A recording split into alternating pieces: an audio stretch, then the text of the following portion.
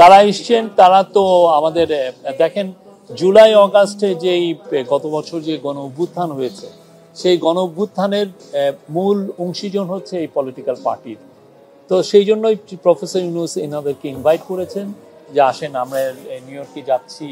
ইউএনের এই বছর হতো ৮০তম ইউএন জেনারেল অ্যাসেম্বলির ৮০তম সেশন, খুবই ইম্পর্টেন্ট। আপনি দেখছেন আজকে আমেরিকান প্রেসিডেন্ট ডোনাল্ড ট্রাম্প বক্তব্য দিয়েছেন, ব্রাজিলিয়ান প্রেসিডেন্ট লুলা বক্তব্য দিয়েছেন। খুবই ইম্পর্টেন্ট একটা সেশন। একদম পুরো ইউএন হেডকোয়ার্টার্সে এক কদম হাঁটলেই দেখা যাচ্ছে ৫-৬ জন ওয়ার্ল্ড লিডারের সাথে দেখা হচ্ছে। তো এই বিষয়গুলো সামনে রেখে ওনাদেরকে আহ্বান করেছেন যে আসেন, তাহলে ইউএন ইজ এ মানে এই নিউ ইয়র্ক হচ্ছে পুরো গ্লোবাল লিডারদের একটা ভিউ এক্সচেঞ্জের বা মিটিংয়ের একটা প্লেস। তো ওনারাও অবভিয়াসলি তারাও অনেকগুলো মিটিংয়ে অ্যাটেন্ড করবেন এবং অনেক নিজেরাও কিছু কিছু নিজেদের মতো করে অনেকের সাথে মিট করবেন। কোনো দূরত্ব হয় নাই।